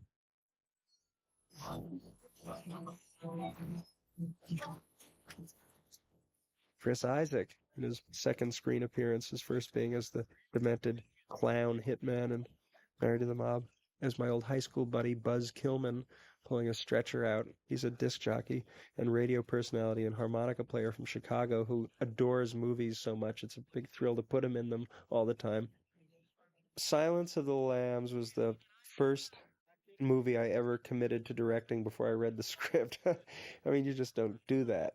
But the book was so great, and I was familiar with Ted Talley's work, both as a playwright and a screenwriter. I knew he was going to nail it and just agreed to do it. And when Ted finally finished his script and gave it to us, Ted's first draft is, 85% what we see in the finished movie. Top 3 floors secured. Main stairwell secured. Anthony Hopkins. When the film was released, when it opened in America, I had a feeling it was going to be a very successful film. There was a lot of hype and publicity about it. I suppose as an actor, I'd always wanted to be in a big American movie, a big successful American movie. Every actor would like to do that, I'm sure. And I remember sitting on Sunset Boulevard one afternoon, just down the strip there, and the big billboards were just being put up. I sat in the car and I saw Jodie Foster, Anthony Hopkins, Scott Glenn in Silence of the Lambs. And I sat there and I thought, well, I've done it. Now what? And it sort of let me off the hook. It let me off the hook. I thought, well, I've done it. Now I can relax and hopefully carry on working for a good many more years, I hope. But not worry about it. What more is there? I've done exactly what I wanted to do. I've achieved everything I wanted to do.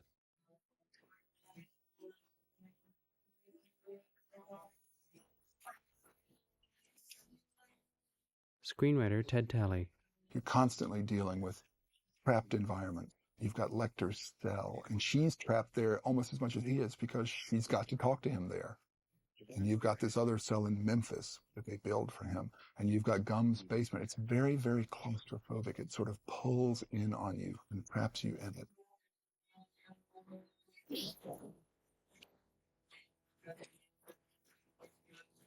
No movement. Johnny, hold your fire. We're coming into the car. We're opening the hatch. I feel that like I'm an observer of my own life. I don't feel a part of it in a way, which is a very odd experience for most of the time because I feel that I'm not actually here. I'm observing it all going on around me. And in a way, it's a very nice feeling because I'm free. I don't get caught up in the tension of competition or think it's important. It's not important. None of it is important. It's just I happen to be an actor. I don't even know why I do it. I don't know what the process of acting is anymore. I show up and I do it. And generally, people seem to like what I do. It's odd. I can't really put my finger on it. It's as if I'm detached from it. I say to myself, my life really is none of my business. The more I get out of the way and let it happen, the better it is. So I don't expect things. Right 90, pulsated 4. Got him on lactated ringers running, and the patient is on.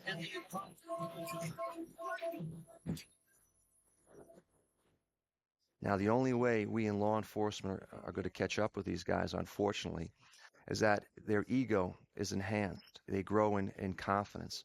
And so we wait for them to slip up. By now, he could be anywhere.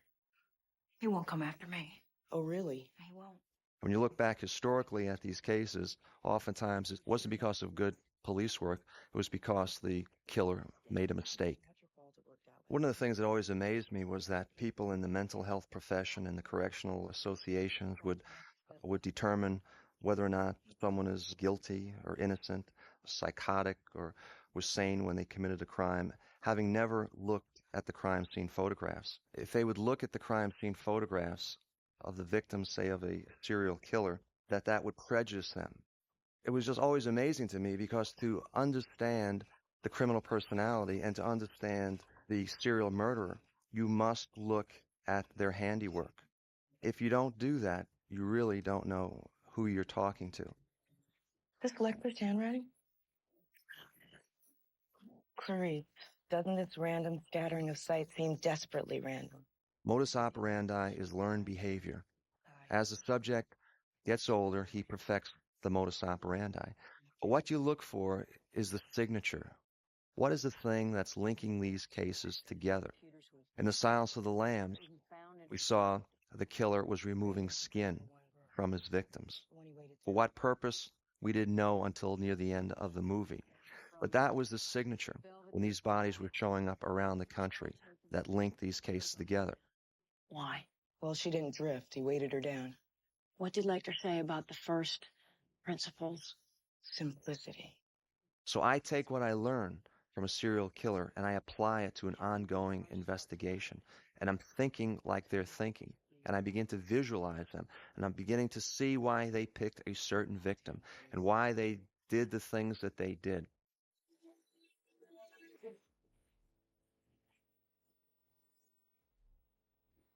Jonathan Demme came down throughout the filming of Silence of the Lambs, and I helped review the screenplay and wrote in margins, gave him ideas as to characters, how to best portray the characters.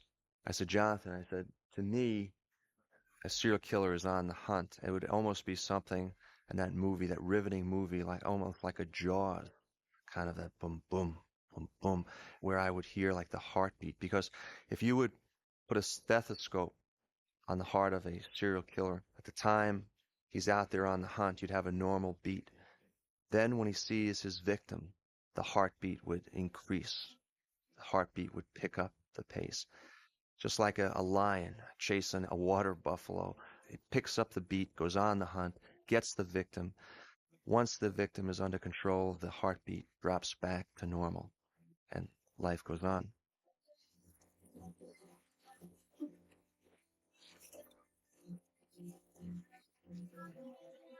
Jodie Foster. It's almost unheard of in cinema history to have a woman who is a hero saving other women. Some of the critiques about the movie, I mean, I use critique as really just a sort of a journalistic investigation, say, of the film, have said, well, it's just another movie where women are victimized by a cruel man. The truth is that you look through the history books and you look through the crime reports, and that happens to be an enormous statistical truth. And it's terrible but true. So why not make a movie that sheds light on it and uses a female hero to save those women, rather than say, oh, well, women don't get victimized by men. They don't get picked up randomly. They aren't victims of rape very often. I mean, why not tell what the truth is, which is they fall prey to most of the violent crimes in this country.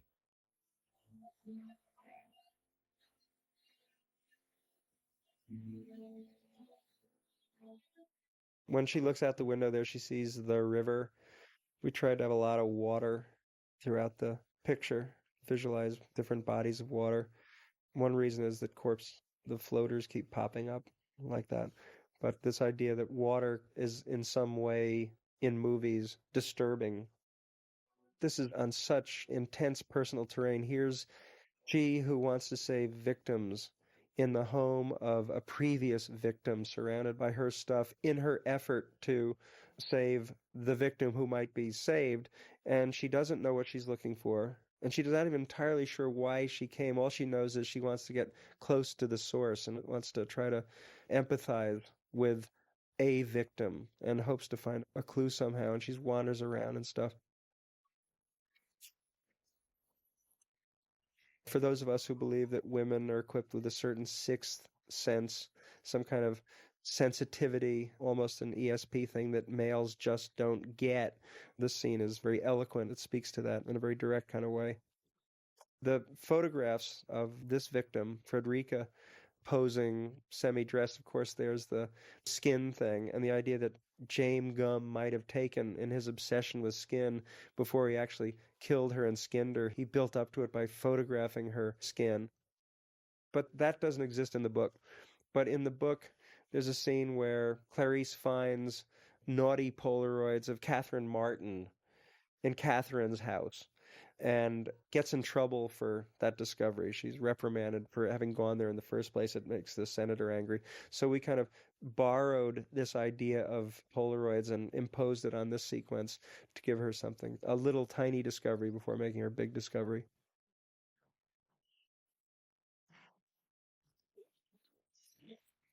And you see a situation developing, which I think is still in the movie, where Clarice Starling is like a woman with three fathers. She has the evil father, Lecter. She has the kindly father, Crawford. And she has her own dead father that she's still in mourning for. And it's as if she has to get beyond all three of these fathers to become a grown-up in her own right. You can feel that working out in the book, and I think a little bit in the movie. He's making himself a woman's suit, Mr. Crawford, out of real women. And he can sew this guy. Jonathan sort of felt his way into it gingerly. We did a total of 4 drafts. Most of the changes were in the first 2 drafts. He was never directly concerned about sheer length. He said, I'll never cut just for length. He was concerned with the flow of the narrative. He felt that we had to lose 2 or 3 subplots that I had tried to retain from the book. Jonathan also wanted to keep experimenting with the rhythm of the intercutting plot between the Lecter plot and the James Gumb plot. He was very concerned with that rhythm, so we played with that a lot in the rewrites. Jonathan always felt that the audience understands more than we give them credit for, and Jonathan said it's better to risk confusing the audience for a couple minutes than to let them get ahead of us. Yes, sir, you bet. I'll do my best. Darling, we wouldn't have found him without you. Nobody's going to forget that. Tom Harris broke a lot of rules of this genre when he wrote this book. And you've got a female character who never takes her clothes off or has a bed scene or has a love interest of any kind, because that's not part of her life when she's in the middle of an investigation that all happens in the course of about a week. And yet it works anyway, because he's such a good writer. Thanks for the scraps, asshole. I got a better idea. The particular horror of serial killers, of course, is that their victims have no way of seeing them coming, because it's just whatever bizarre criteria they're using to pick out their victims is not usually something that you can guess. The idea of being murdered by a stranger for no particular reason, or for some twisted reason that really makes no sense, is unfortunately a growing phenomenon in this country. Ted Levine just impressed me the most, finally. Ted is the kind of actor who will scare you a little bit on the audition because he thinks that will help you believe that he can scare the audience when he acts the part out. The blood drops, kind of teardrops from an incision. Very James Gumb. Come on, precious. I got yummy, yummy snacks for you. Come on, get it. Ouch. So many people just find that so difficult to watch. That's not a real nipple anyway. It's a prosthetic. Don't they realize that? So many people think the nipple ring is one of the most excruciating moments in the movie. I don't get that.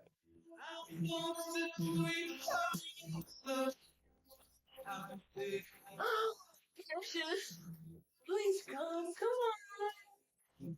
I also sensed a really vivid imagination in Ted, a complete absence of inhibition.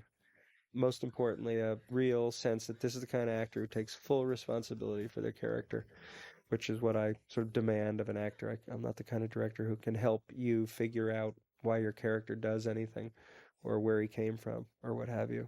Take that phone. Come on. I know that in the book there's a scene when James Gumb gets out of the shower or the bathtub and for a moment tucks his genitals between his legs so he can look at himself in the mirror as a woman. And of course, since that's at the heart of his character, I felt that we'd have to have it in the movie. Somehow or other, this idea of a video, I think that's my idea, that we could have that image. I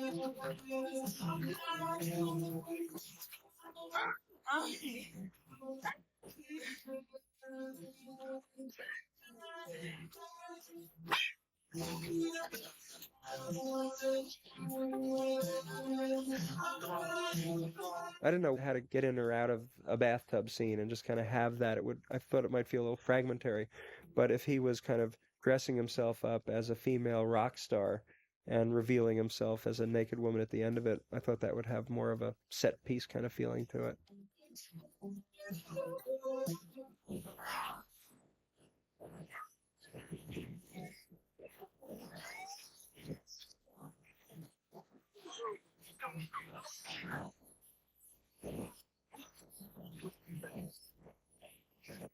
I love this scene a lot. That's Lauren Roselli, who is actually a member of a pop group called Book of Love, and who's a family friend who I think has tremendous presence and sort of wonderful, accessible humanity. In rehearsals, Jodie suggested that might be nice imagery if Lauren's character was kind of leaning on her elbow on the counter as the scene opens up. I love the idea of her playing this sweet, vulnerable friend of Frederica. Jamie Gumb or a James Gumb. How about John Grant? No. And see, once again, when she's sitting there talking to the young woman from the bank, she's not getting any resistance. There's, thank God she encountered a woman who, doesn't have all the kind of nonsense that makes women's lives a little more difficult. Can you give me Mrs. Lippman's address? I need to talk to her.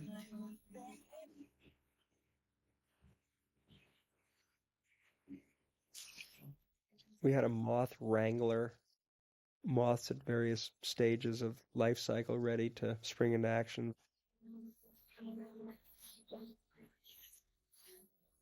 That removal of that proboscis sheath, I think, is a kind of extraordinary thing to see in a movie. So powerful. We had a couple of mechanicals, but mainly ones that were just sort of in suspended animation, waiting to be heated up enough to be unleashed.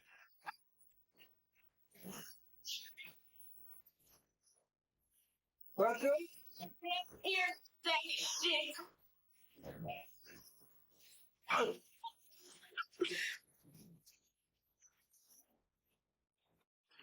Ted Talley makes a little cameo appearance as a member of the SWAT team here. That's my close-up. Thank you, Jonathan. Nice job, Ted. Darling, how are you all? She's in a lot of pain, mister. She needs a vet. One of our biggest concerns with this scene where the SWAT team is supposedly surrounding the place where James Gumb is hiding was the fact that we picked this tiny little innocent-looking, innocuous house, and yet when we cut downstairs we have seen this vast, gigantic, sprawling basement that in fact is from another house. That pays off, of course, when Clarice knocks at the door and James Gumb answers in a great big old sprawling house that in fact fits it. The toughest thing to capture the thrilling experience of reading the book was when Clarice suddenly is on the doorstep of James Gumb. The book does it in its own unique, incredible way. And we do a kind of a cinematic version of that, but we approach it a different way. Because when you read the book, that you are so shocked, it's impossible that Clarice is standing there opposite James Gumb. You've got to kind of like almost flip through the chapters again, is because he's elsewhere and she's here, and the same thing had to be the case in the movie. I'm very pleased with the way that worked out. I think it's really incredible editing, incredible scene design on the part of, many people. That was our one stunt in the entire movie.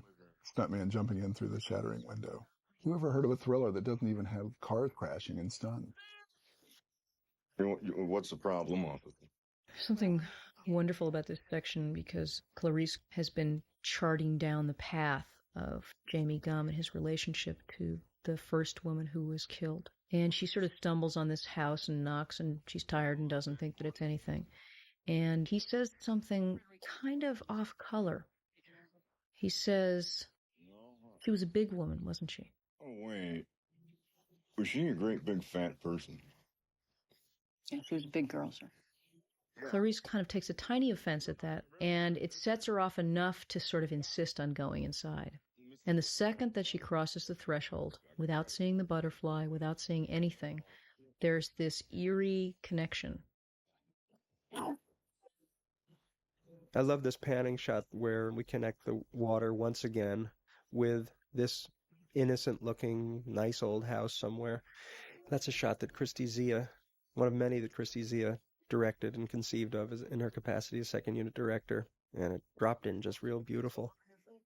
This scene where they're finally in the same room together, I love, because here's where we've worked very hard to create the idea that Clarice has kind of a sixth sense, almost an ESP about things, and that it's her estrogen is guiding her towards a solution to this crime, and the camera takes on a mind of its own here, kind of exploring the place with her, sometimes exploring the place without her, like when the camera pans off of her for no apparent reason onto a close-up of a painting of a butterfly, a painting executed, by the way, by my wife, Joanne Howard. The police around here don't seem to have the first clue. I love that idea of, even though you know it's a movie, you're still literally kind of terrified. Texas Chainsaw Massacre is a great example for me. You know you're sitting there in a movie theater watching a movie, and yet the events you're seeing are so harrowing. You want the heroine to escape so badly that you're going, get out of there! It's a really interesting detail, I think, that really works in with the rest of the piece. He starts looking through some cards, and the second he looks at her, he just can't help but start to laugh, because she's yet another it. He can't help but laugh at women, because women are nothing. They're powerless, and he's about to get her for her hair. And she pulls the gun on him, and he just keeps laughing because he thinks he's invincible. He just can't possibly imagine that an it would ever kill him, because its are like bugs that you squash. Put your hands in the back, thumbs up, freeze! One of the great line readings for me in movies, certainly my own movies, Clarice finally pulls her gun out and tells him to freeze in a tremendously emotional way. One of the questions I had for myself was, well, how come Clarice doesn't call for backup now and go out and wait in the safety of her car until the rest of her support team can arrive? And that's a question which might fairly be asked by people who see the movie, but I finally came to believe, as Jodie did for Clarice's sake, that she has worked so hard to find this guy in an effort to save the life of someone who may still be alive, but who may, within moments, not be alive. Given a choice to go to the phone and call for backup, or pursuing this guy, trying to find the young woman, she makes the choice, incorrectly in terms of FBI procedure, but perhaps correctly in terms of humanistic impulses, to go for the victim. Jonathan said one time that Roger Corman told him the most terrifying shot in all of cinema is the camera approaching a closed door. That's something Jonathan learned from Roger Corman. Here's Roger Corman's favorite shot again. POV camera moving down a hallway, panning to a door. Roger always said that's the scariest shot you'll ever see in movies. And then, of course, you see The Exorcist, and there it is. Every time we go back upstairs to see Linda Blair first, we must dolly down the hallway to the closed door. Terrifying. The skin suit. Always wonder if people notice that there's a half-made suit of human skin sitting there.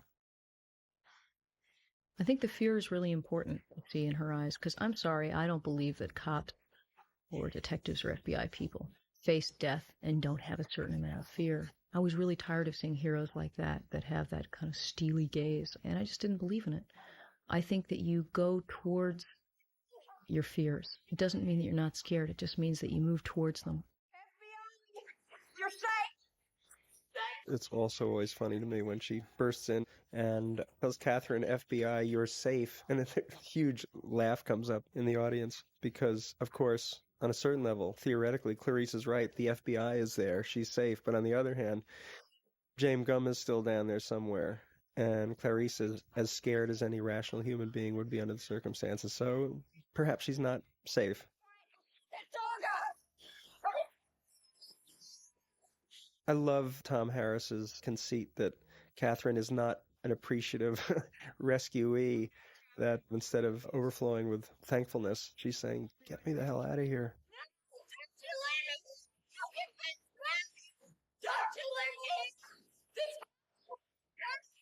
I like also to think that the sequence is infused with a memory of some of the exercises we've seen her participate in the make-believe world of saving people, and now she's got to put it together.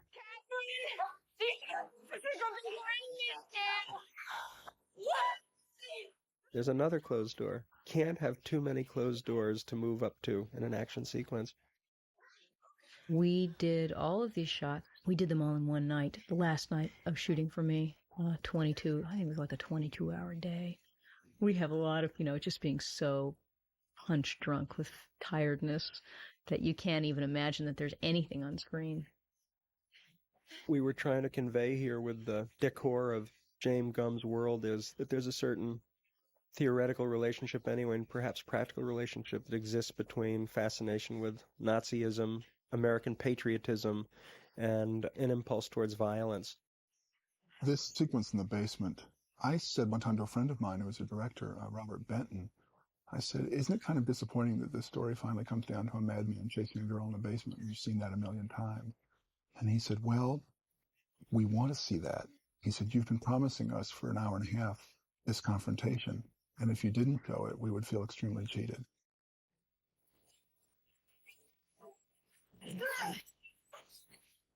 Do people get that there's a shriveled old corpse there in the bathtub that we get to see for a second before the lights go out? By extension, do they realize that that is probably the old woman whose home this was, who employed James Gumb, and Frederica Bimmel, whose character James Gumb has probably adopted to a certain extent? She does everything that they ever taught her in the training, which is the first 10 minutes of the movie, until she gets to the point where the lights go off. And it's the training that's happened through her whole life, her whole unconscious life, everything that gets passed down through generations. And I believe that the great duel between Jamie Gumb and Clarice Starling is that he thinks that he's protected because he has women's armor, and she has the real thing. One of the things that's interesting about our extreme use of subjective camera is, and this is something the audience doesn't get, shouldn't get, I'm glad they don't get, but maybe they feel it, and maybe it's disorienting in a valuable way, that throughout the picture we are in the shoes of Clarice, our heroine. We show her point of view. We show what Clarice sees constantly. When the lights go off in the basement, and she's disempowered by her loss of sight, we suddenly shift our point of view. We've suddenly put the audience in the shoes of the killer himself. And now she is objectified in a frightening way. And I kind of enjoy that for reasons I can't express, just the fun it is to play with film technique.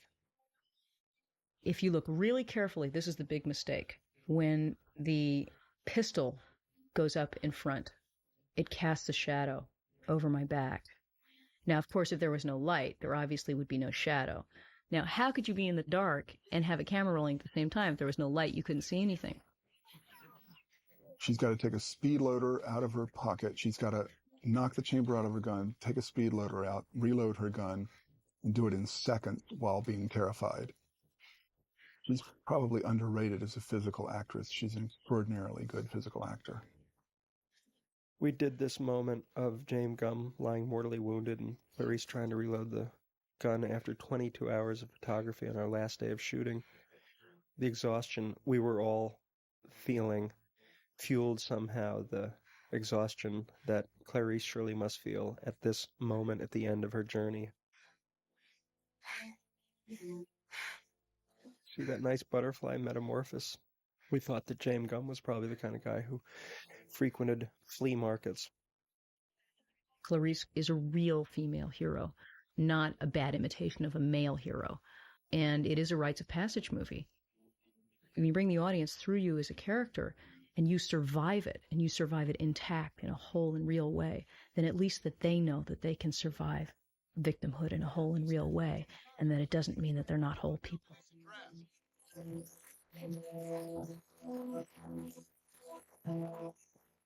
That's Walt Stowe, who's one of the officials of the FBI Training Academy. There's several other actual FBI. They're the two leaders of the FBI Academy.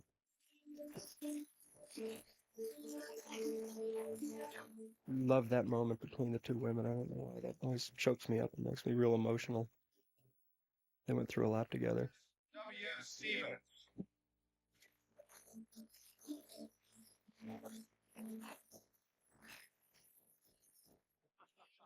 This is after graduation. We do have graduation day for the FBI. Here's a cake, an FBI cake, and families are invited in. There's John Douglas's kids, his two daughters, working their way through the background of the shot there. Great kids, great family, great guy. There's Pilcher and Roden again. But I think we get a glimpse of our executive producer, Gary Getzman, playing the piano in character as Guido Peonesa, a character that he pops up as in all the movies I do. We had a special screening of the picture when it was finished for the FBI. We were so appreciative of the incredible help they extended to us in the making of the movie that we were anxious that they should see it.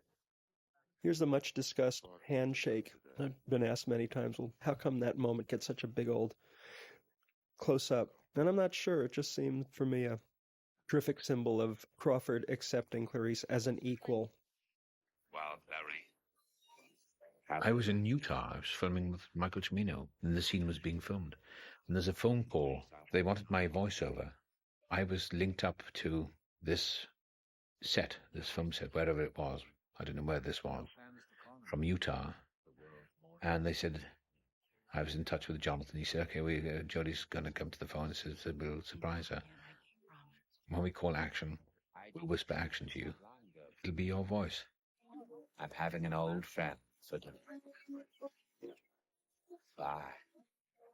In hanging the conclusion of the movie on this wonderful line that Ted Talley derived from Thomas Harris's Landscape, that's our way of trying to give that really satisfying moment to an audience instead of giving them the harder-edged satisfaction of one last scare. I didn't want to go out with a cheap thrill, but of course the world is never really a safer place from evil just because one evildoer has bitten the dust. And it's a false sense of security that we are sent home with, and it trivializes the extraordinary, awesome power and strange allure of evil in the minds of men.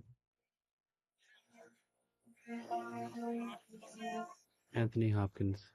If somebody comes up and says, I saw Silence of the Lambs 16 times, I'll say, you're very disturbed. You need treatment. Just as a joke. I was thinking of a sequel, if it ever will be done, I don't know.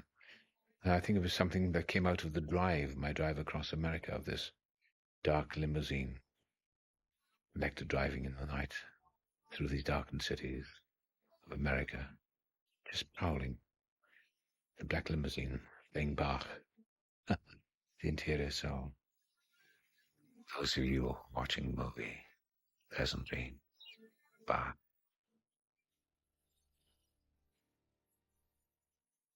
John Douglas. In prisons, they're not supposed to show movies like this, killers and violent offenders, but if they were sitting around, if I had a room full of serial killers and we were looking at that movie, they would be cheering at the end of the movie, the serial killer, because the serial killer got away and they didn't get away. They got caught. And the serial killer outwitted the system. He outwitted police. He outwitted the FBI. So he lives for another day.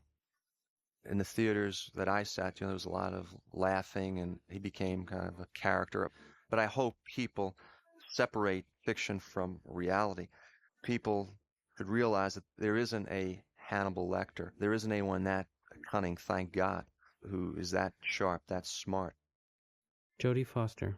If you bring something into the light, if you bring an act of violence into the light, if you bring a certain reality about pornography, for example, into the light, that somehow that's celebrating it. I believe that it's shedding light on it. And when you shed light on something and you come to know something, chances are you can change it. Now, in terms of the treatment of the movie, there's one thing which I think is really, really solid about the film, which helps you deal with the fact of the kind of colorful eccentricity of this serial killer amid a very drab world, is that Clarice is the good soldier, and that it's told through her eyes. And never at any time does he ever make fun of the eye of goodness and the person that's bringing you through the story who's good. In some ways, I do think that I'm a kind of a new generation of Hollywood. And my feeling is that if you love movies, then you have to be a part of the system in order to change the system. And that's another connection that I have with Clarice Starling, is my way of being powerful and wanting to change things is by following some of the rules in order to learn which ones to break and which ones not to break, which ones work and which ones don't. I always have this saying, which is, if you're a dead soldier, you're just no good for the revolution. And you have to stay alive in some ways. Ted Talley. I thought when I first read the book, Silence of the Lambs, I thought this is the kind of project that comes along once every 10 years. Because this is a story that will absolutely rivet and thrill an audience. It has a chance to have a sort of mass commercial appeal. And yet this book is so smart, so original for a thriller, and so unusual. It has a chance to please the critic, too. And sure enough, this movie transformed my career, Jonathan's, Tony Hopkins. And Jodie had already won an Oscar, but it even got her to a whole different level. We all owe an awful lot, is mainly my feeling. I have only, the greatest of feelings about having made Silence of the Lambs on a myriad of levels. One is, it gave me the opportunity to work with such an awesomely gifted cast that contained Anthony Hopkins and Jodie Foster and Scott Glenn and Charles Napier and Tracy Walter and just everybody. I just think it's an amazing cast. It's the kind of cast where you look back and go, wow, there's sure a lot of fantastic actors working in films nowadays. I like the movie a lot. I think it's really an excellent picture, and it astonishes me that I made it, because I still see myself very much a fledgling journeyman kind of filmmaker. And I look at this and I see, wow, I've been learning something over the last 20 years. That picture looks good. The lingering sound of birds at the end is just another example of filmmakers who don't know how to end a picture. Just hanging in there as long as we possibly can, thinking, gee, if they're running some black film through the camera, through the projector here at the end, we better give everybody something to listen to in case there's still someone sitting there.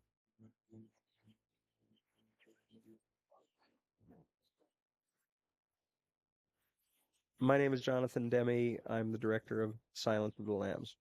Thanks for watching the movie, y'all.